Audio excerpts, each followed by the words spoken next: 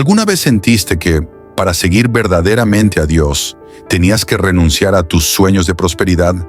¿Alguna vez pensaste que querer enriquecerte era falta de humildad? ¿O incluso un pecado? Tal vez en algún momento de tu vida luchaste por crecer, por conquistar más, pero algo dentro de ti decía, esto no es espiritual. Si eso te pasó, no fue casualidad. Existe una idea profundamente arraigada, silenciosa y poderosa, que ha alejado a miles de personas de una vida de abundancia. La creencia de que la pobreza es sinónimo de santidad. Que mientras más sufres, más agradas a Dios. ¿Y si te dijera que esa creencia no proviene de la Biblia, sino de interpretaciones distorsionadas a lo largo del tiempo? Que la propia palabra de Dios, cuando se lee con atención, revela algo completamente diferente. Un código, un principio, una clave que muchos ricos han entendido y la mayoría ignora. En este video vas a descubrir ese código oculto de la riqueza. No se trata de un secreto esotérico ni de una fórmula mágica, sino de una realidad espiritual, práctica y poderosa que ha estado en las Escrituras durante miles de años y que cuando se aplica transforma no solo tu vida financiera, sino también tu propósito de vida. Vamos a explorar juntos lo que la Biblia realmente dice sobre el dinero, sobre la prosperidad y sobre cómo vivir en abundancia sin culpa, sin vergüenza, sin miedo a estar yendo en contra de Dios. Porque hoy más que nunca es hora de reconciliar la fe con la prosperidad, de entender que crecer, multiplicar y prosperar no es traicionar la fe cristiana, es vivirla en plenitud. Quédate conmigo hasta el final, porque si alguna vez cargaste con el peso de tener que elegir entre espiritualidad y éxito, este video puede ser la llave que estabas buscando. Durante siglos se sembró en el corazón de millones de cristianos una idea sutil pero poderosa, que ser pobre es más espiritual, que el sufrimiento es sinónimo de santidad, que mientras menos tienes, más cerca estás de Dios. Esta creencia no fue impuesta de manera directa. Se infiltró poco a poco en las predicaciones, las tradiciones y hasta en interpretaciones equivocadas de pasajes bíblicos. Y así, mientras algunos buscaban una vida de prosperidad como una forma de multiplicar los talentos que Dios les dio, muchos otros comenzaron a sentirse culpables por siquiera desear una vida mejor. El dinero, que debería ser una herramienta, pasó a ser visto como una amenaza. Y la prosperidad, que podría ser una expresión de gratitud y abundancia divina, se convirtió en sinónimo de vanidad, orgullo o pecado. Esta desconexión entre la fe y la riqueza creó toda una generación de personas con una fe fuerte, pero una mente limitada.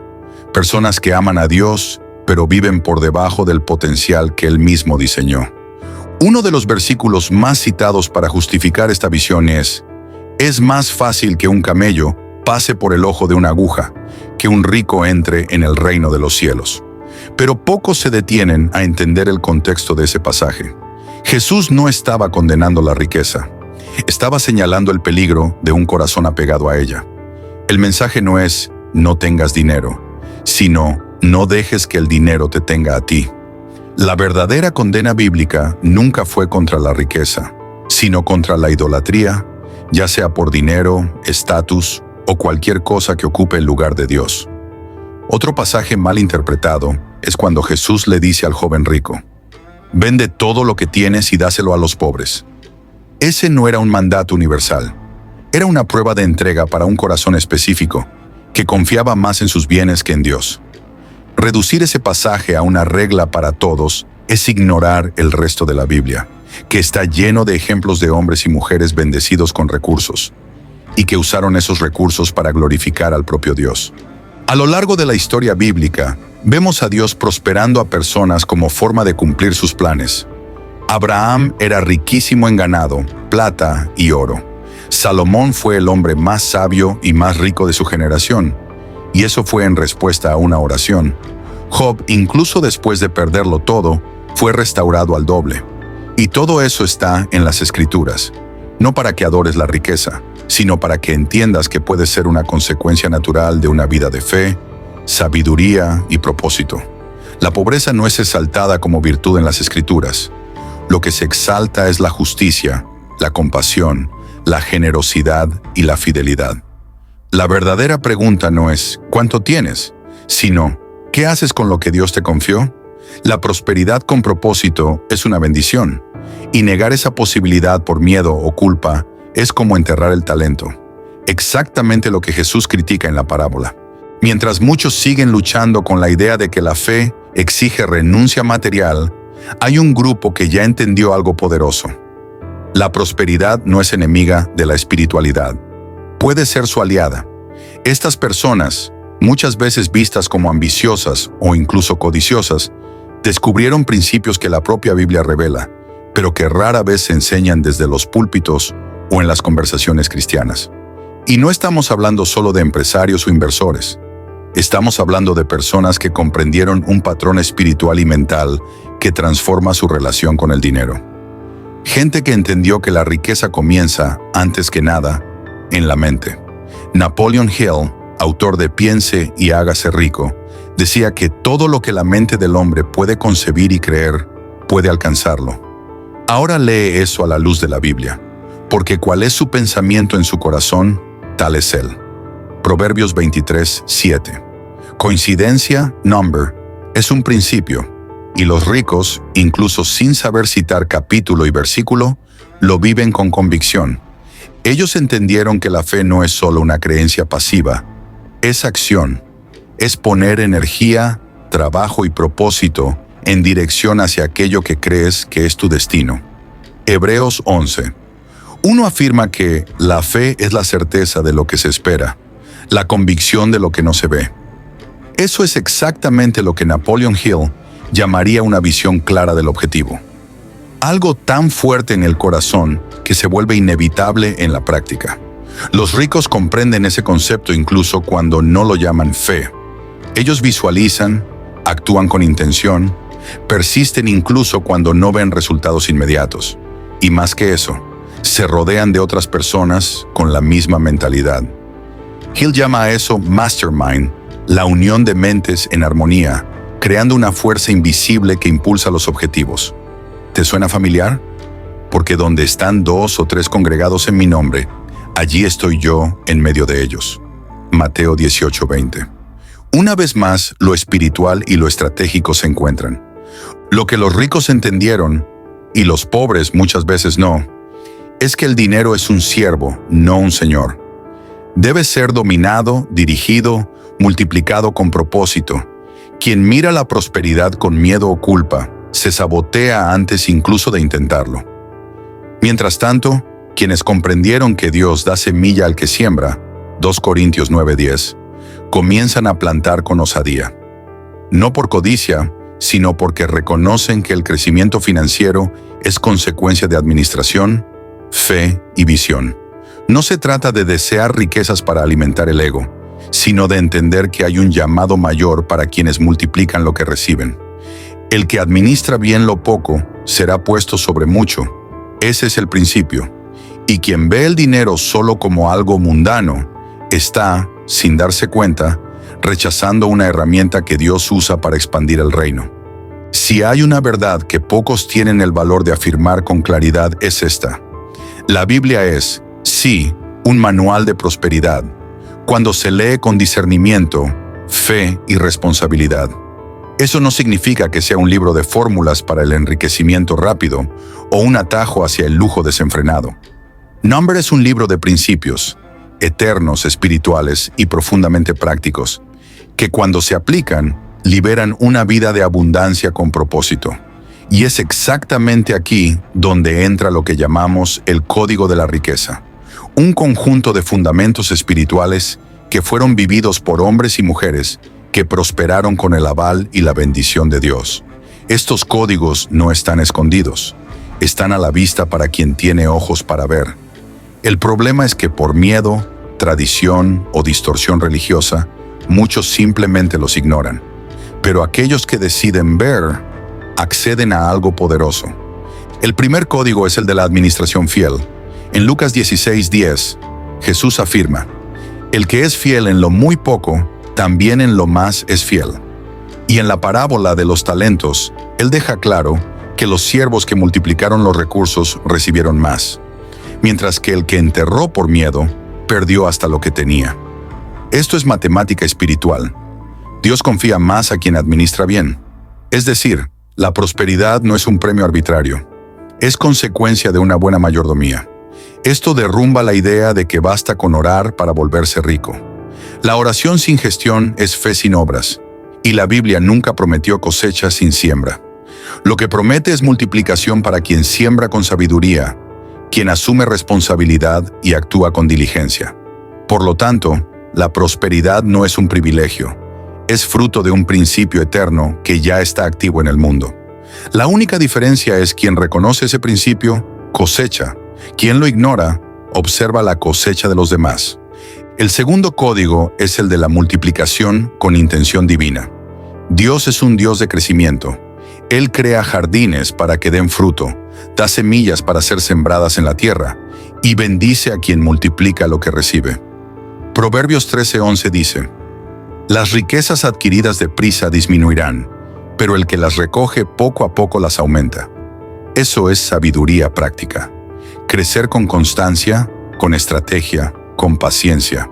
El dinero bien cuidado crece como un árbol sólido, no como una llama rápida que se quema y desaparece. La prosperidad bíblica es fructífera, duradera y con raíces profundas. Dios no bendice la prisa irresponsable, pero sí honra el compromiso con una construcción sólida. Por eso Él da tiempo, para que las raíces se fortalezcan antes de que aparezcan los frutos. Y el tercer código es el más poderoso: prosperar para cumplir un propósito mayor. En Génesis 12, Dios le dice a Abraham: Te bendeciré y serás de bendición. Eso lo cambia todo. La riqueza no es el fin, es el medio para bendecir familias, extender el reino, ayudar a los necesitados, invertir en proyectos de transformación, educar hijos, alimentar sueños. El dinero en manos de quien tiene propósito se vuelve una herramienta divina. Y por eso el enemigo invierte tanto en mantener a los hijos de Dios con miedo a crecer, porque sabe que, si prosperan con conciencia, impactarán generaciones. El dinero que pasa por manos ungidas se multiplica en vidas transformadas. La prosperidad sin propósito se pierde. La prosperidad con misión se eterniza. Y si aún dudas de esto, observa a los personajes que marcaron la Biblia. Veamos cómo José, Salomón y Job aplicaron este código, y cómo sus historias prueban que la riqueza y la fe, cuando están alineadas, mueven el plan de Dios con fuerza y propósito. José fue vendido como esclavo, encarcelado injustamente, olvidado por años, pero aún así no perdió la integridad ni la excelencia. Administraba la prisión como si fuera una empresa. Interpretaba sueños con exactitud sin recibir nada a cambio, y en el momento adecuado fue elevado a gobernador de Egipto, la segunda mayor autoridad del imperio. ¿Por qué? Porque José entendió que el lugar donde estás hoy no define tu destino, pero lo que haces con ese lugar, sí. La prosperidad de José no era solo para él, salvó a una nación entera. Salomón pidió sabiduría, y por eso recibió todo lo que muchos desean primero: oro, gloria, respeto, influencia. Pero el secreto estaba en el enfoque. Él pidió dirección. Dios respondió con abundancia. Salomón escribió libros enteros sobre cómo administrar recursos, tomar decisiones y vivir con propósito. Su riqueza no era solo una consecuencia, era reflejo de un corazón alineado con los principios del cielo. Enseñaba que con sabiduría se edifica la casa y con inteligencia se afirma. Eso es exactamente. La verdadera riqueza se construye por dentro antes de aparecer por fuera. Y luego está Job, un hombre íntegro que lo perdió todo: salud, hijos, bienes, pero no perdió la fe. Cuando todo parecía acabado, Dios restauró su vida y le dio el doble de lo que tenía. Job es la prueba de que quien permanece fiel, incluso en medio del dolor, es digno de una prosperidad aún mayor. No fue restaurado porque oraba más o porque era perfecto. Fue restaurado porque, incluso en el sufrimiento, no renunció a la confianza en Dios. Y eso por sí solo ya es un mensaje poderoso. La prosperidad no es solo para quien comienza bien, es para quien se mantiene fiel hasta el final. Estos tres hombres vivieron historias completamente diferentes, pero todos prosperaron con propósito. José salvó vidas, Salomón instruyó a reyes, Job inspiró generaciones con su resiliencia. Ninguno de ellos se alejó de Dios por causa del dinero.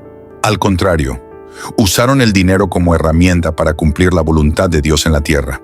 Y si fue posible para ellos, también lo es para ti. No se trata de copiar su jornada, sino de entender los principios que los guiaron. Y esos principios siguen activos, esperando solo una cosa: alguien con fe suficiente para ponerlos en práctica. Durante mucho tiempo nos enseñaron que existe un conflicto inevitable entre la fe y la riqueza, como si vivir una vida espiritual plena exigiera renunciar a toda ambición material, como si buscar la prosperidad fuera automáticamente señal de egoísmo, vanidad o falta de fe. Pero la verdad es que esa visión nunca fue el plan de Dios. Fue construida por distorsiones, miedos y hasta manipulaciones a lo largo de la historia.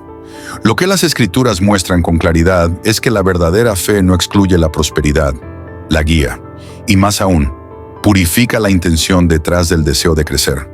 Cuando la fe es la base, la riqueza no se convierte en ídolo, se convierte en herramienta. El dinero no manda, sirve. Y es precisamente aquí donde ocurre la gran transformación. Cuando entiendes que prosperar no es traicionar tu espiritualidad, sino vivirla con más impacto, más alcance y más responsabilidad. Ese cambio de mentalidad comienza con una pregunta simple: ¿por qué quieres prosperar? Si la respuesta está alineada con el ego, la competencia o la carencia, tu camino será inestable y lleno de bloqueos. Pero si la respuesta es: quiero multiplicar lo que Dios me confió, quiero dejar un legado, quiero servir más, impactar más, transformar más vidas, entonces estás listo para vivir una nueva realidad, porque ese tipo de prosperidad es la que el cielo respalda y exige fe, coraje y visión. La Biblia está llena de alertas contra el amor al dinero, pero nunca contra su uso inteligente. El verdadero problema nunca fue poseer riquezas, sino ser poseído por ellas. Cuando el dinero se convierte en tu amo, te corrompe. Pero cuando lo gobiernas con propósito, te empodera para vivir lo que Dios planeó. Tal vez estés pensando: ¿pero realmente Dios quiere que yo prospere? Y la respuesta está en la lógica misma del reino. Todo lo que viene de Dios crece. Las semillas crecen, los llamados se expanden, los talentos se multiplican, y la propia fe, cuando se ejercita, aumenta. Dios no es un Dios de escasez. Él es un Dios de multiplicación, abundancia y desbordamiento. Y eso no se limita a la vida espiritual.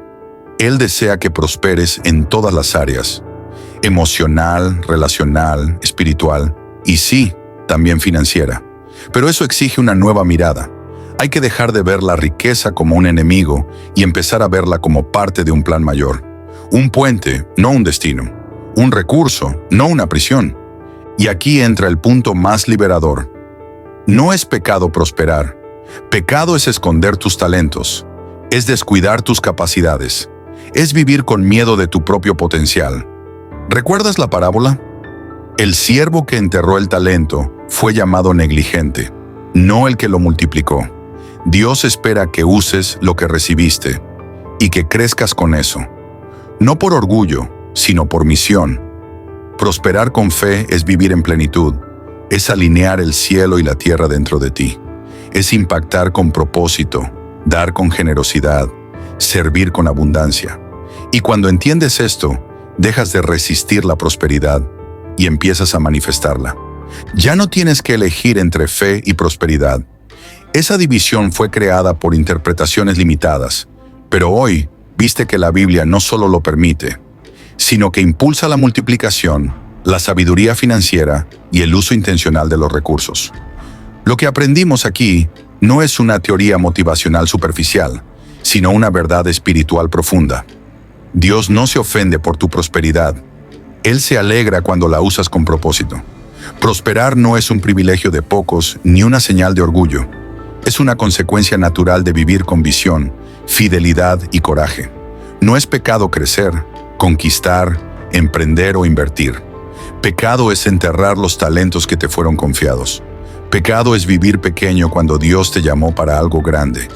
Ahora depende de ti.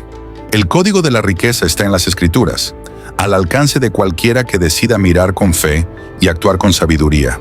José, Salomón, Job. Todos prosperaron porque fueron fieles, intencionales y no tuvieron miedo de crecer. ¿Y tú? ¿Seguirás con miedo de avanzar? ¿Esconderás tus dones por temor al juicio? ¿O asumirás el llamado de multiplicar, servir e impactar con todo lo que Dios te dio? La decisión es tuya, pero recuerda, Dios quiere verte prosperar, no para que te exaltes, sino para que su nombre sea glorificado a través de tu historia. Si este video tocó tu corazón, deja tu me gusta y compártelo con alguien que necesita escuchar esta verdad. Suscríbete al canal para recibir los próximos contenidos, porque seguiremos revelando principios espirituales que no solo transforman tu vida financiera, sino también tu visión del mundo. Y comenta aquí abajo, ¿qué es lo que más te impedía creer que prosperar podía ser parte del plan de Dios? Crezcamos juntos, con fe, sabiduría y abundancia.